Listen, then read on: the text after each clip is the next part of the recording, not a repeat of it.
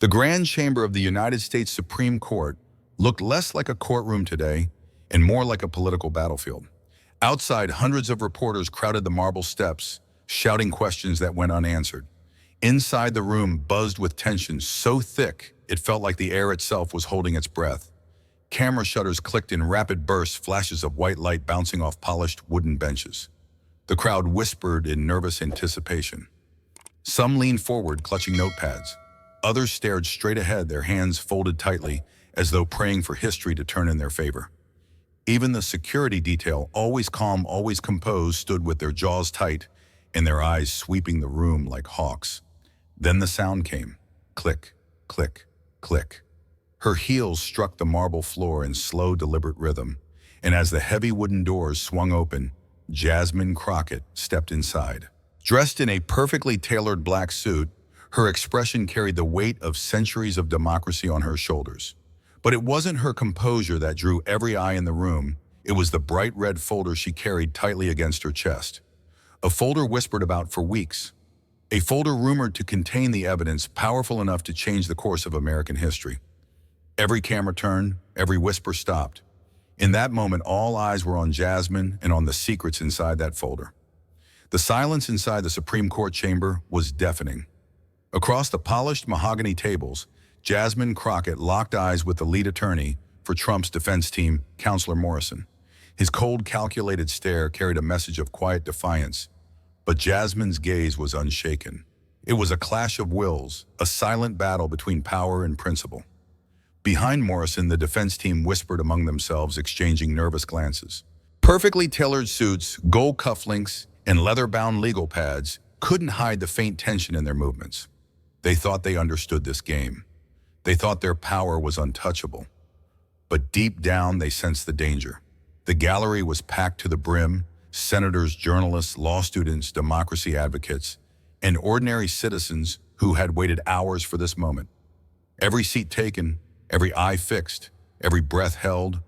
Outside, the media roared. Dozens of satellite trucks lined the marble steps of the courthouse. Every major network was live. Across the country, millions of Americans sat glued to their screens, waiting desperately for answers.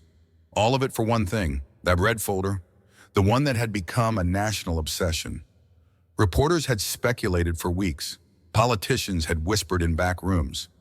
Analysts on cable news debated endlessly. And yet no one truly knew. What was inside that red folder? Was it the smoking gun that could end a presidency forever? Or just political theater at its highest level?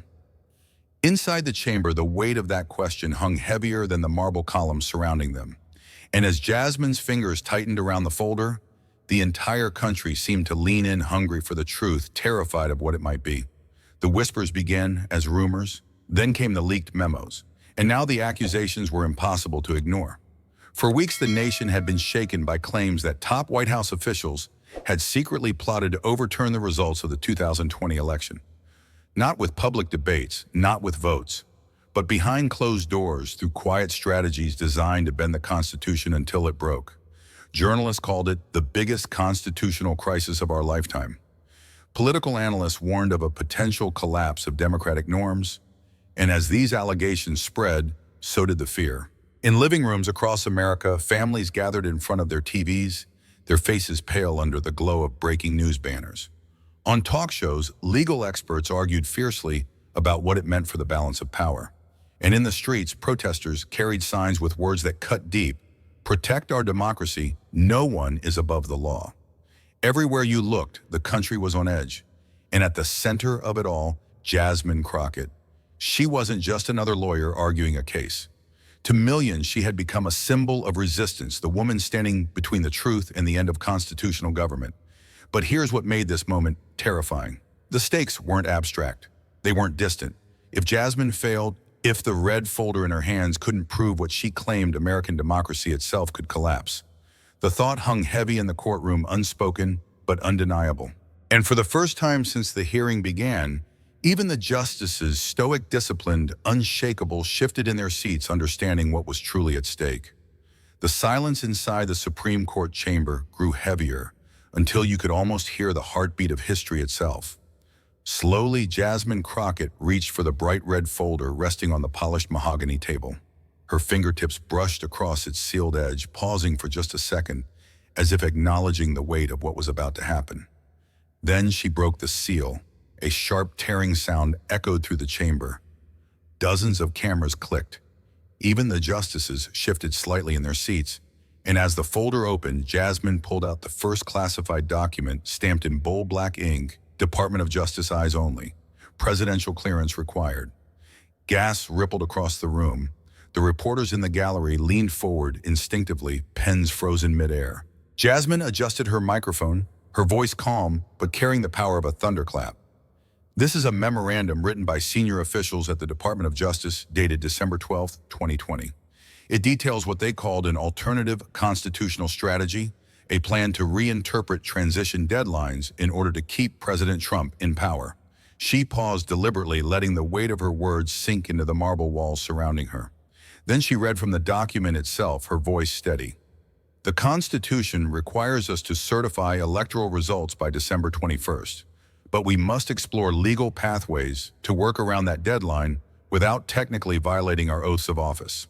The words hung in the air like a storm cloud. The room fell completely silent, no whispers, no movements, only the quiet hum of the recording equipment. Across the aisle, Trump's lead attorney Morrison blinked hard, his jaw tightening. For the first time since the hearing began, the confidence in his eyes flickered. He leaned toward his team, whispering urgently, but it was clear they hadn't seen this coming. Outside the courthouse, the live news banners exploded across television screens. Breaking DOJ memos expose secret plan to bend Constitution, Supreme Court in shock. And inside the chamber, Jasmine Crockett stood tall, holding the classified document high enough for the cameras to see. Her next words carried the weight of a nation, members of the court. What you are holding in your hands is proof. Proof that those sworn to protect the Constitution were planning to dismantle it. Jasmine held the classified document steady in her hands, her voice clear and deliberate as she read the words aloud. The Constitution requires us to certify the election results by December 21st, but we must find a way to work around the law without violating our oaths of office. The sentence landed like an earthquake. Inside the Supreme Court chamber, a stunned silence took over. Not a whisper, not a cough. Even the soft hum of the air conditioning seemed to vanish. For a split second, it felt as if time itself had stopped. On the bench, the justices sat motionless, their carefully trained expressions faltering for the first time. Chief Justice Roberts lowered his gaze, his fingertips pressing into the wood before him, processing the magnitude of what he'd just heard. Justice Kagan blinked slowly, her jaw tightening as her hand gripped her pen a little too tightly. Justice Thomas, known for his stoicism, leaned forward just slightly, an unspoken signal that the weight of this revelation had shaken him too. Across the gallery, reporters froze mid-sentence. Pens hovered above notepads, unmoving. The clicking of cameras, constant until now, stopped all at once. Everyone was listening. Jasmine's words echoed against the marble walls, each syllable hitting like a thunderclap. This is not speculation, she continued firmly, her tone unwavering. This document proves there were deliberate discussions at the highest levels of government to bypass constitutional deadlines while pretending to uphold the oath of office. From the far corner of the chamber, a sharp gasp broke the silence, one of the political correspondents covering the case for a major network. Almost immediately, several others followed, murmurs rippling through the crowd like an incoming storm. Outside the courthouse, the news hit live television within seconds. Breaking DOJ memos confirm secret plan to evade constitutional rules, Supreme Court stunned. Back inside, Jasmine lowered the document slightly, her eyes scanning the courtroom, the justice, the defense team, and the press. No one moved. No one breathed. The revelation had detonated like a bomb, leaving shockwaves of disbelief in its wake. And this was only the beginning. The moment Jasmine's words left her lips, the entire chamber seemed to crack open. Reporters rushed out of the gallery, phones pressed to their ears, shouting into live broadcasts. This changes everything. The documents prove it. Within minutes, breaking news alerts flooded every television screen, every smartphone, every radio in America. Social media exploded. Hashtags like Constitution under siege and Jasmine Crockett versus Trump dominated every trending list, and then the protest began. Outside the courthouse, thousands of people gathered, their chants shaking the marble steps beneath their feet. Protect the Constitution, No one is above the law.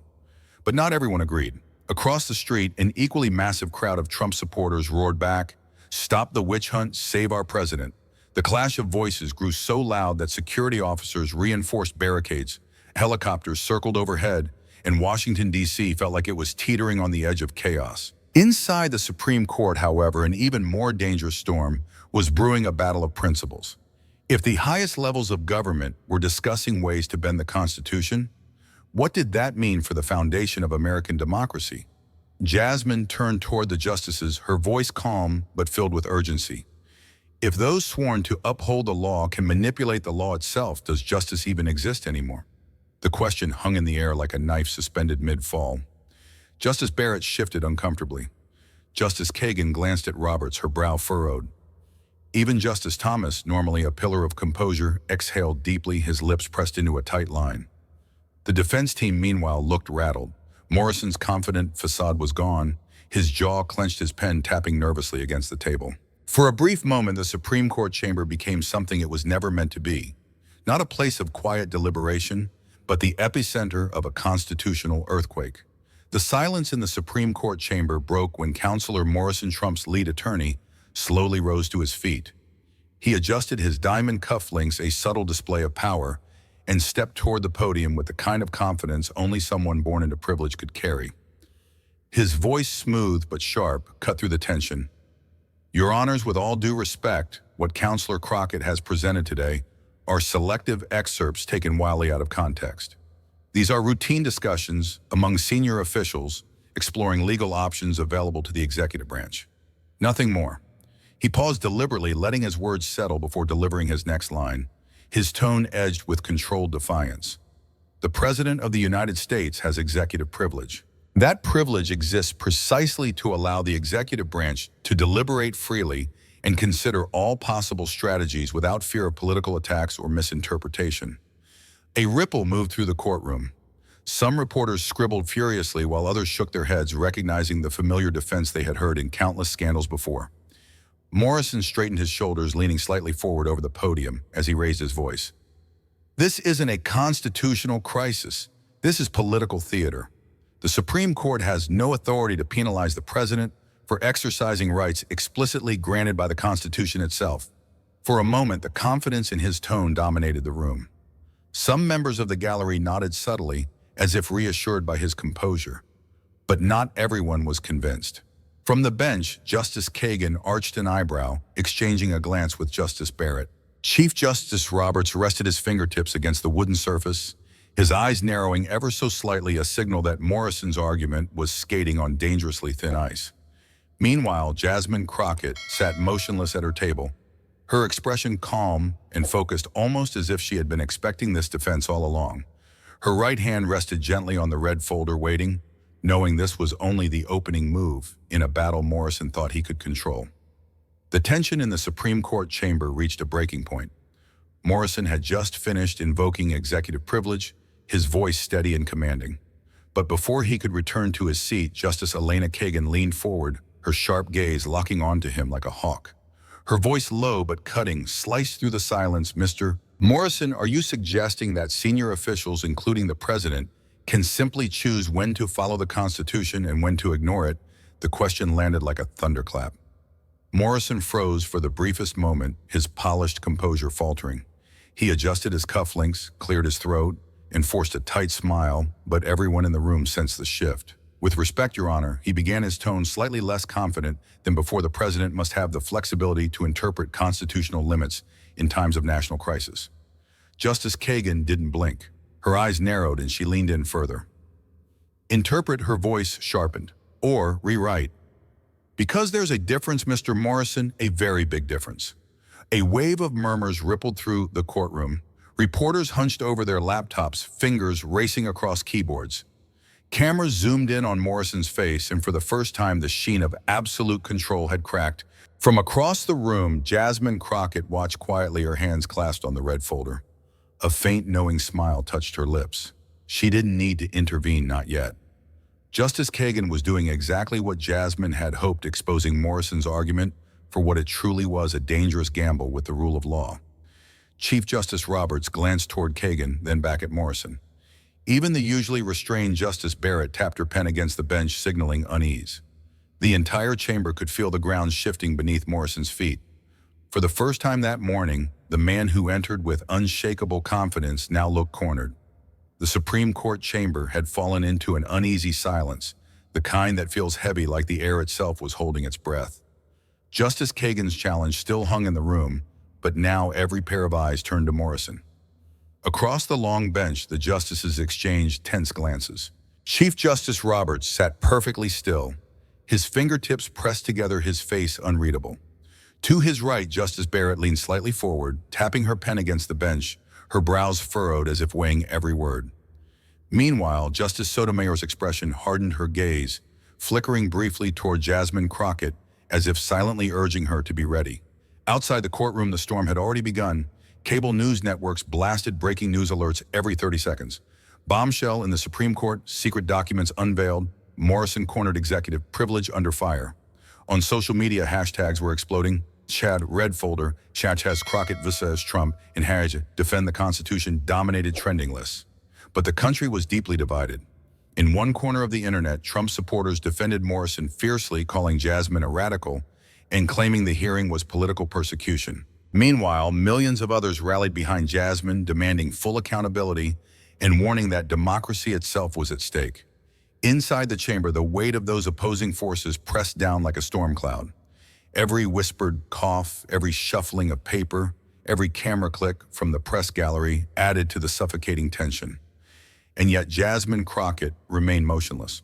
Her right hand rested on the red folder, the one object now holding the nation's attention. Her eyes locked on Morrison, calm but unyielding. She knew the moment to act was coming. Every second dragged like an eternity. The entire room, perhaps the entire country, seemed to be holding its breath. The chamber was silent, almost unnaturally so.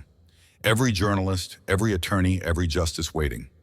Jasmine Crockett's hand hovered over the red folder for just a heartbeat longer before she finally stood.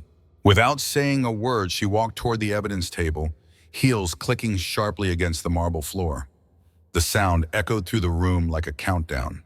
She placed a small black digital recorder on the table and with a single click hit play. A crackling voice filled the chamber, unmistakable, powerful, and haunting. We need to find a way around the Constitution, even if we have to bend it. Keep this between us. No leaks. The voice was clear. It was the President of the United States. For a moment, the world stopped.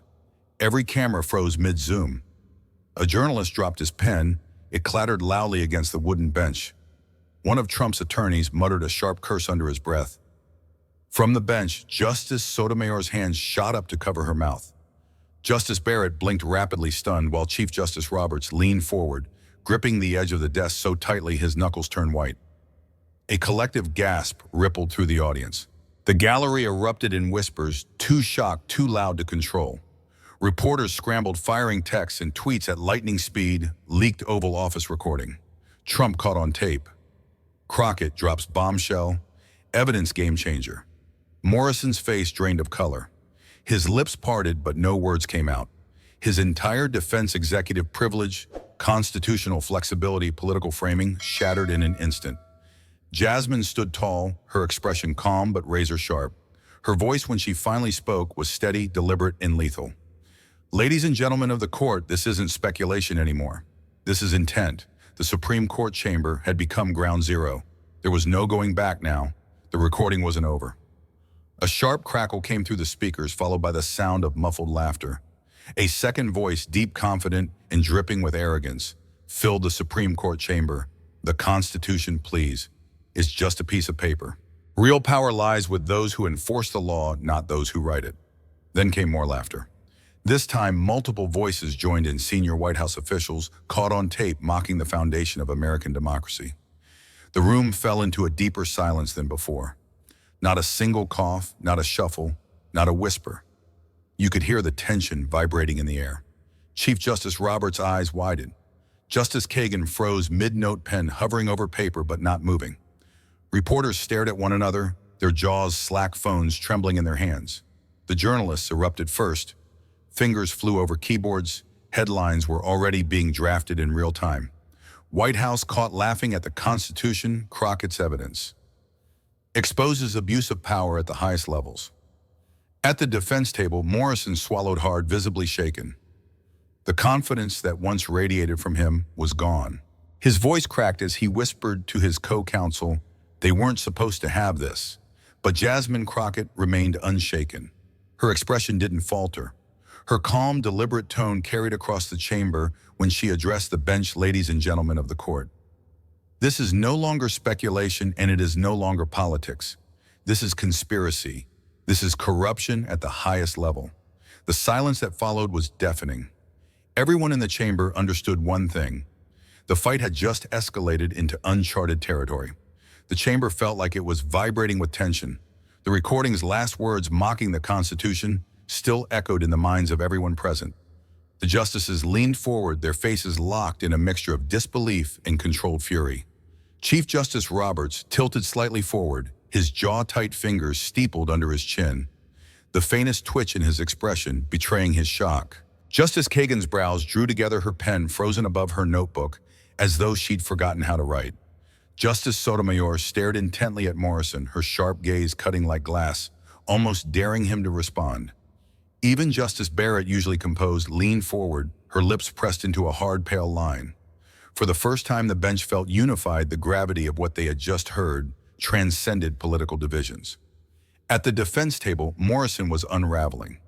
Beads of sweat collected on his forehead, sliding down his temple. He clutched his pen so tightly his knuckles went white, but his hands still trembled violently. His breath came shallow and uneven, his shoulders hunched forward like the weight of the evidence was crushing him in real time. He reached for his glass of water, but his hands shook so badly the rim clinked against his teeth. A single droplet rolled down the glass and splashed onto his notes, smudging the carefully written legal defenses he had prepared for months. The cameras caught everything. Close-up shots of Morrison's pale, strained face flashed across news networks within seconds. Social media erupted with captions, "Morrison cracks under pressure, defense team," collapsing before our eyes. The courtroom atmosphere grew suffocating. Every second stretched like a lifetime. The once confident architect of Trump's defense now looked like a man watching his empire burn down around him. And Jasmine Crockett. She hadn't said a single word. She didn't need to. The evidence was speaking louder than any argument ever could. The silence inside the Supreme Court chamber was so deep it felt heavy, suffocating. Every eye locked on Morrison, the once confident architect of Trump's defense, now visibly cracking under the weight of the evidence. Finally, he rose to his feet, straightened his suit jacket, and forced his trembling voice to steady. These internal discussions, he began pausing to swallow hard, do not represent the administration's actual policies or intentions. For a fleeting moment, he tried to project strength. He gestured toward the judges, his hands slicing the air as though sheer conviction could bend reality to his will. But no one moved. No one bought it. Jasmine Crockett sat perfectly still, her red folder now resting on the table like a silent weapon. Her expression was unreadable, but her presence was commanding, as if she already knew she had won. The justices exchanged quiet, deliberate glances. Justice Sotomayor scribbled something on her notepad, sliding it discreetly toward Justice Kagan, who read it, frowned, and nodded. Chief Justice Roberts leaned back, fingers tapping rhythmically against the bench, his gaze unblinking and cold. Justice Gorsuch folded his arms, his jaw clenched so tight a muscle ticked in his cheek. Outside the chamber, newsrooms exploded. Headlines splashed across every screen. Morrison on defense claims recordings taken out of context. Is Trump's legal wall collapsing inside? Though the truth was undeniable.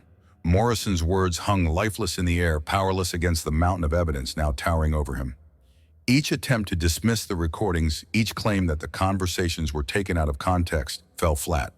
For the first time, his voice broke. His hands trembled again. The desperation was no longer hidden, it was pouring out of him. And Jasmine, she didn't speak. She didn't need to. Her silence said everything. The defense was dying. For a moment, the chamber was silent, just the soft hum of air conditioning and the distant clicking of cameras. Everyone thought the worst was over. Then Jasmine Crockett slowly reached into the red folder. The movement was deliberate, almost theatrical. Her fingers brushed past pages of testimony, legal memos, and recordings until she pulled out a single document stamped with a black label that read in bold letters, "Implementation Timeline." The words seemed to echo through the room. She placed the document on the table, slid it forward, and then spoke calm, steady, and devastating. "This," she said, holding the page up for the cameras, "is not a draft. This is the plan they've already started putting into motion." Gasps rippled through the audience. A few reporters scrambled for their phones, firing off breaking news alerts in real time. The entire chamber shifted from skepticism to shock, anger, and fear. The document laid out step by step how to bend constitutional authority without openly breaking the law. Dates, names, locations, internal memos coordinating federal departments. And then at the very top of the second page, one sentence made the room freeze. Phase 1 begins on January 12th. Phase 1, not if, not maybe. It had already begun. Justice Elena Kagan leaned forward, her knuckles pale as she gripped the bench. "Ms. Crockett," she said, her voice sharp, "are you testifying that federal agencies are already executing this plan?" Jasmine didn't flinch. She didn't blink. "Yes, Your Honor, they're already in motion." The shockwave was instant. Justice Sotomayor's pen clattered to the floor. Chief Justice Roberts' hand froze mid-tap.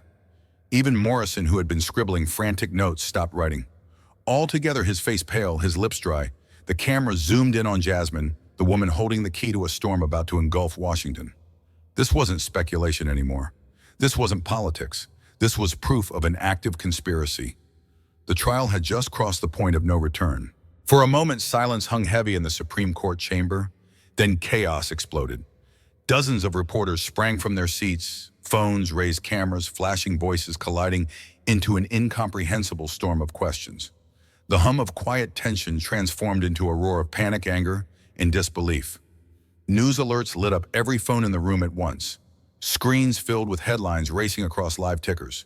Shocking evidence revealed Trump White House planned constitutional manipulation. Implementation timeline. Document confirmed federal agencies involve Crockett's bombshell. Drops Washington in turmoil across the nation. Television anchors cut into regular programming. Every network, CNN, Fox News, MSNBC, went live, voices trembling as they reported the shocking revelations in real time. Within minutes, hashtags dominated social media, trending worldwide. Chad Crockett files. Chad Red Folder revealed. Chad Trump crisis. Outside the courthouse, hundreds of protesters gathered within the hour, screaming, chanting, waving banners. The crowd grew into thousands. Some shouted in defense of democracy, holding signs reading, "Protect the Constitution, no one is above the law." Others, furious and defiant, chanted back in support of Trump. "Stop the witch hunt, defend our president." Police officers moved in, forming barricades as tensions escalated dangerously. Back inside the courtroom, Morrison's hands shook uncontrollably as he leaned back in his chair, his face drained of color. He tried to whisper something to his legal team, but his voice cracked, barely audible beneath the deafening chaos outside. Jasmine Crockett sat still, her eyes fixed on the justices. Calm, unyielding. She had dropped the bomb, and now Washington was burning. What had begun as a legal hearing had erupted into a national crisis. And this was only the beginning. The courtroom had fallen silent again. But this silence was different, heavier, sharper, almost electric. Jasmine Crockett slowly rose from her seat, holding the red folder close to her chest. Her footsteps echoed across the marble floor as she approached the podium. Every camera turned, every breath was held. She took one deep breath and began to speak. "This is not about politics. This is not about parties. This is about the survival of our Constitution." Her voice, steady but charged with passion, carried through the chamber. Reporters stopped typing.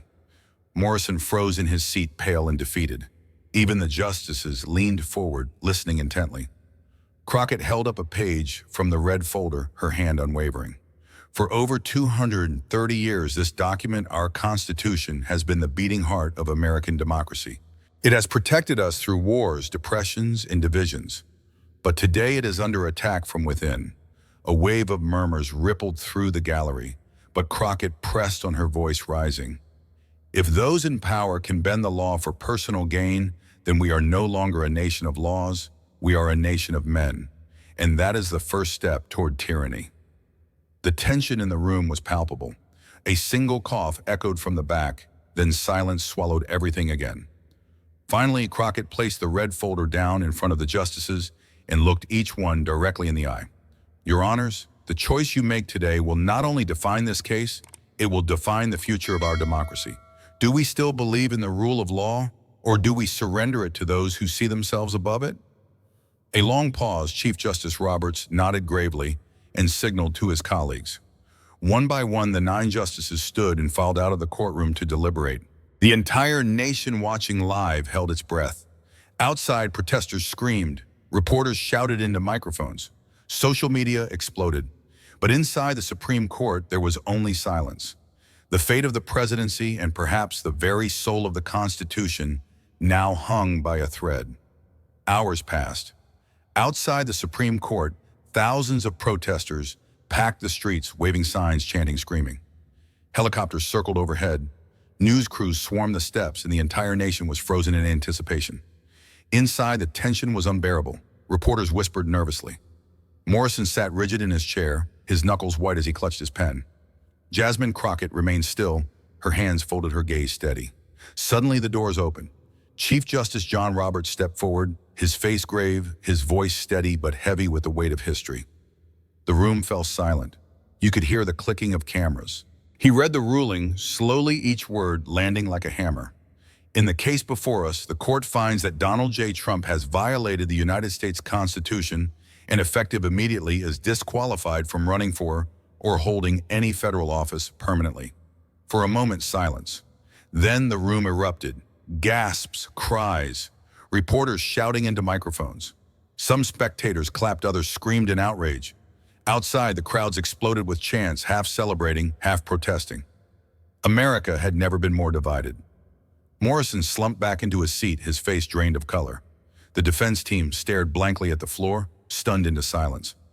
Meanwhile, Jasmine Crockett closed her eyes for a brief moment, a single tear rolling down her cheek.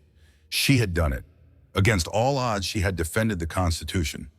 Chief Justice Roberts concluded, "This ruling is final and binding. The integrity of our democracy depends on it." And just like that, history had been rewritten. The presidency, the courts, and the soul of the nation would never be the same again.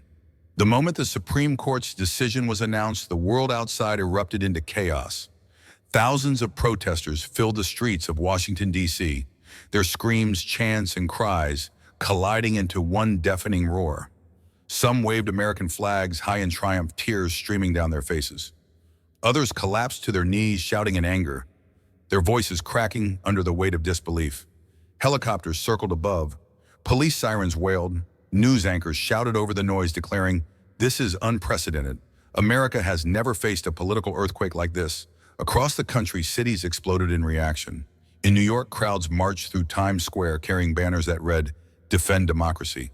In Texas, pro-Trump supporters clashed violently with counter-protesters, forcing SWAT teams to intervene. On the West Coast, candlelight vigils stretched for miles as Americans gathered to mourn what they believed was the death of their political freedom. For the first time in decades, the nation stood on the edge of uncertainty. Inside the Supreme Court, Jasmine Crockett stepped outside to face the press. Flashing cameras nearly blinded her. Reporters screamed questions, but she spoke only one line, her voice steady, cutting through the chaos. "Today isn't about winning or losing, it's about protecting the soul of our democracy." Her words spread like wildfire. Social media exploded, hashtags dominating every platform. #Trump disqualified, #Crockett defends democracy, #history changed. But beneath the noise and celebration, a darker reality emerged. America had entered a new political era, one where trust had been shattered, alliances broken, and the balance of power forever changed. The aftershocks of this ruling had just begun, and the storm was far from over. As Jasmine Crockett stepped out of the Supreme Court building, the roar of the crowd thundered around her, but she didn't flinch. Cameras flashed. Reporters screamed her name. Protesters chanted from both sides of the barricades. Yet in that exact moment, everything went silent inside her mind.